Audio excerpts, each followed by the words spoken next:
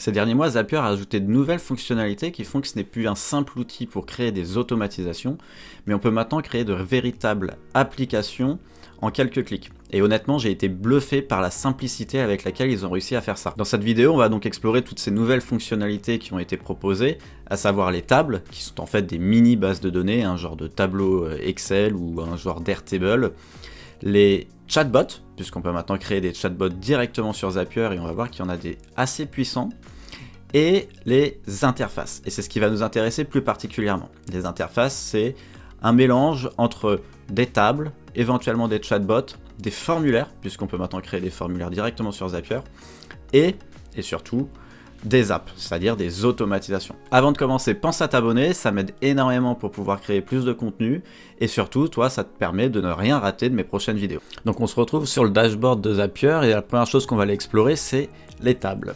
Donc dans le menu, je vais aller cliquer, et quand on arrive ici, il nous propose donc soit d'importer un fichier, on pourrait importer un fichier CSV, un fichier Excel, pour créer directement notre tableau, ou alors utiliser les templates qui sont déjà existants.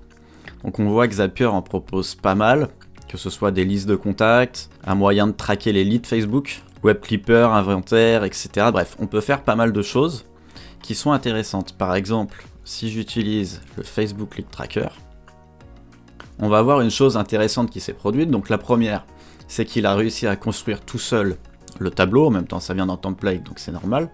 Mais si on clique sur les Linked Assets, on va avoir une chose qui est pas mal. Ce qu'on voit, c'est qu'il y a deux apps ici qui ont été construits automatiquement. Donc si je clique sur celui-là par exemple, on voit que le déclencheur, c'est un bouton qui a été cliqué sur notre tableau. L'action, c'est envoyer un mail. Et ensuite, on met à jour pour, je suppose, cocher la case email envoyé. Si je reviens sur mon tableau, j'ai ce bouton qui me permettrait de déclencher un email. Autre zap intéressant qui a été créé, surtout, c'est celui qui va le plus nous intéresser. À chaque fois qu'on a un nouveau lead depuis Facebook Ads, automatiquement, il ira créer, et on voit qu'il a déjà préconfiguré notre automatisation, il ira créer automatiquement le nom de la personne, son email, et on pourrait ajouter un sujet, un body, etc. Donc ça c'est cool, puisque vraiment en 2 clics, on a la possibilité de créer une base de données et les automatisations qui sont liées. Autre chose intéressante à explorer, c'est les chatbots. Donc si je clique dessus, idem, je vais arriver sur cette page où il va me proposer de créer mon premier chatbot. On va appeler test, juste pour tester. Et là, idem, on a un chatbot qui a été généré automatiquement, avec la possibilité d'avoir un message d'accueil qui est statique, ou un message d'accueil qui est généré automatiquement. Donc, si je fais générer, ici c'est un prompt qui va à chaque fois aller régénérer une nouvelle réponse.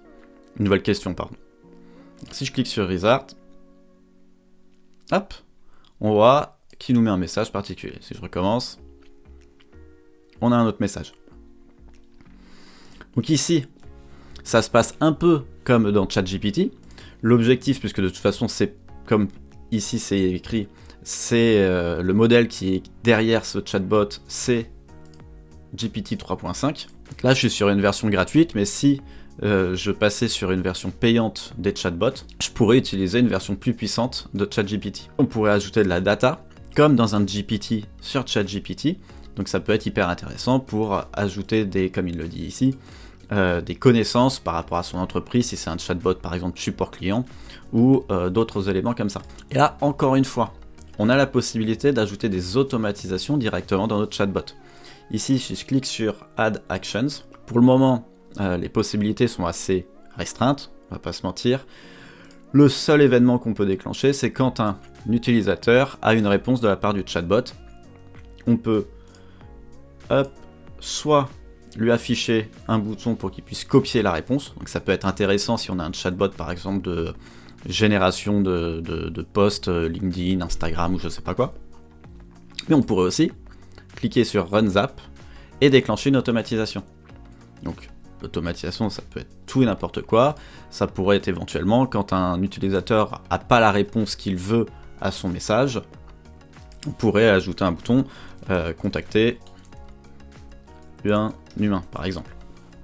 Et ici, notification envoyée.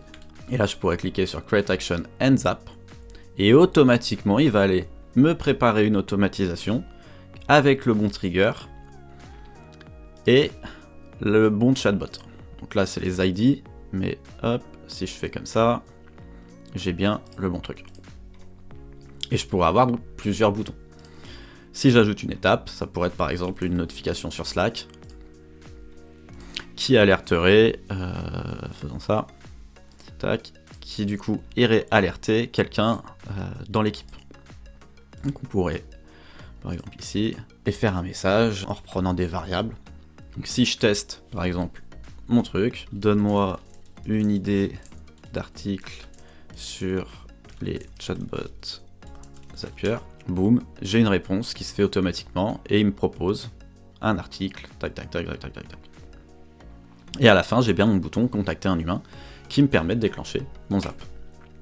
Hop, et là j'ai la notification envoyée. Ce qui est sympa avec les chatbots, c'est qu'on va pouvoir surtout les partager, donc via une URL, hop, et je pourrais aller poser mes questions. On a la possibilité aussi d'embed ces chatbots, à condition d'avoir le bon forfait sur Zapier. Et le vrai truc, on va y arriver, qui nous intéresse, c'est les interfaces.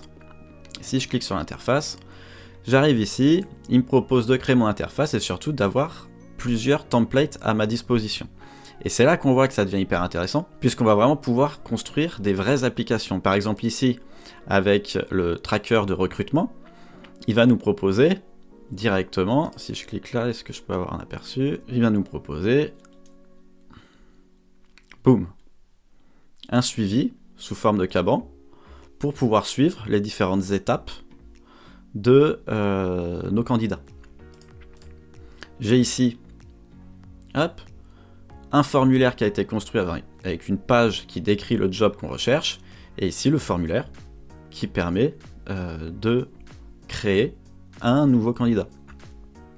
Une page de remerciement derrière. Donc en fait, tout est déjà créé pour nous simplifier la tâche au maximum. Et encore une fois, ces interfaces, on va pouvoir les partager via un lien. Donc si je clique là, hop, je me retrouve directement sur la page pour pouvoir suivre mes candidatures. Donc là, on est sur une interface un peu admin de back-office. Et je pourrais aussi embed ça quelque part sur mon site. Donc on va aller explorer les autres templates. Et un truc qui est sympa et qui est pareil, permet de créer des petites fonctionnalités hyper simplement, ça pourrait être le générateur de logo par exemple. Si je l'utilise, il va me construire mon projet. Ici c'est assez simple, mais on voit qu'il nous a construit une page avec un formulaire, une base de données pour pouvoir stocker les logos qu'on a générés, et surtout une automatisation qui va aller enregistrer le logo et l'ajouter dans cette table. Donc si j'ouvre la configuration de l'interface, donc là il nous explique comment fonctionne le template, et là, boum, j'ai mon formulaire qui est préconfiguré. Donc ce que je peux aller faire, c'est ici, aller activer l'automatisation. Hop. Donc on va voir si je vais connecter mon compte OpenAI. Donc, hop. Et ici, on voit que l'automatisation, une fois que j'ai soumis mon prompt via le formulaire, il va aller directement me proposer le prompt qui est pré-généré, avec les champs qui sont pré-remplis. Derrière, il va m'uploader tout ça sur mon Google Drive. Donc là, il m'a choisi un dossier au pif, mais nous, on va le mettre ici, par exemple. Donc on va rien toucher à tout ça. Normalement, tout est préconfiguré. Et ici, il nous propose de mettre à jour notre tableau. Je pense qu'il va y avoir des petits soucis, mais on va quand même tester. Donc on va publier ça tout de suite. Je vais retourner sur mon générateur. Hop, et je vais aller l'ouvrir. Donc je vais me passer de ça. Juste logo, on va faire ça. Brand name, on va dire Zapier, tiens. Industrie, automation. On va vraiment mettre le minimum. Orange and black. Le style, on veut que ce soit géométrique. Et le réalisme, ouais, comme ça. Et là, on voit en dessous qu'on a le tableau qui a été créé tout seul aussi. dans lequel les infos vont être stockées. Donc on va faire generate. On a bien une ligne qui s'est créée automatiquement, puisque c'est les infos qu'on vient de lui donner. Et si je reviens sur l'automatisation, on va voir si il s'est passé quelque chose. Et donc là, l'automatisation est en train de tourner. Donc on n'a vraiment rien configuré, à part le dossier éventuellement sur Google Drive, et on va voir ce qui se passe. L'automatisation semble avoir bien fonctionné, et si je retourne sur mon générateur, je peux cliquer ici. Donc là, je peux regarder ce qu'il m'a généré. Qui m'a généré un logo, ok, pourquoi pas. Et surtout, je pourrais aller télécharger l'image depuis mon Google Drive. On voit ici, je suis dans mon Google Drive, et il m'a bien créé mon logo. Donc vraiment, en 2 minutes, en 3-4 clics, on a réussi à créer une application qui génère des logos et qui nous stocke le logo sur notre Google Drive. C'est quand même assez ouf. Et les applications comme ça, on peut en faire plein. Par exemple, un truc qui peut être intéressant, c'est créer un portail client. On va aller voir les autres templates. Nouvelle interface. Donc prenons cet exemple. Ici, l'idée, c'est de faire un portail client pour qu'ils puissent soumettre leurs demandes. Donc on va l'utiliser. Et encore une fois, en vraiment 2 clics, on a une application de suivi de tickets qui se crée, mais vraiment hyper simplement. Donc là, on pourrait renommer les éléments. Je pourrais ajouter d'autres éléments sur mon interface. Tac. Donc là, par exemple, ça, c'est pas encore présent, mais on va bientôt pouvoir ajouter des formulaires de paiement directement. Et ici, un moyen de suivre tous les tickets. Donc ça, c'est pareil, ça n'existe pas encore, mais vraiment super simplement.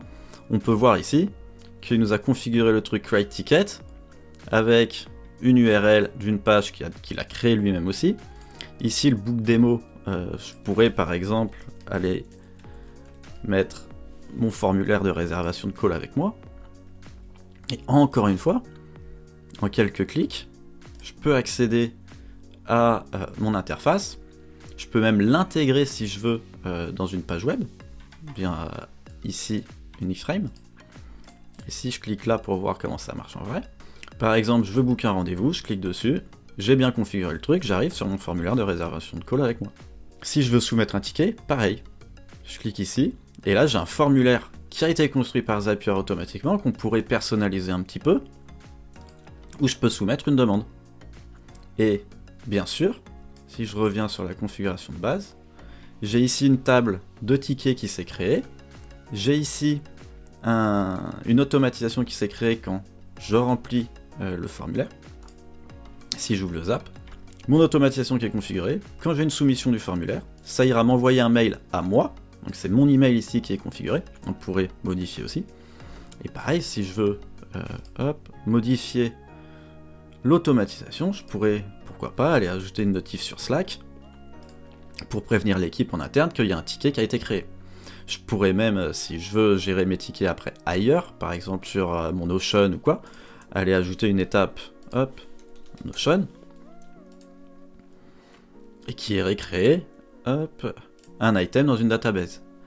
Et de cette manière, je peux tout suivre hyper simplement, et tout a été configuré sans rien que je fasse quasiment. Et derrière, il m'a aussi créé une page pour que nous, pour qu'en interne, on puisse suivre tous les tickets. Si par exemple, je veux pas m'embêter à ajouter une surcouche avec Notion, avec Airtable ou avec je ne sais quoi. Et autre point qui devient intéressant, c'est que je pourrais rendre l'accessibilité à ces interfaces de manière limitée. Par exemple, là, n'importe qui avec le lien peut l'utiliser, mais je pourrais ajouter des utilisateurs seulement à cette interface. Donc je pourrais donner l'accès que à mes clients en fonction de leur adresse mail. Et pour ça, il me suffit ici d'ajouter un nouvel utilisateur, client, email.com. J'ajoute l'utilisateur. Et de cette manière-là, si je reviens sur mon interface, quand je clique sur le lien pour l'ouvrir, j'ai bien un login qui est demandé. Si je mets l'adresse mail, j'ai un code qui va être envoyé sur l'adresse mail pour pouvoir me connecter.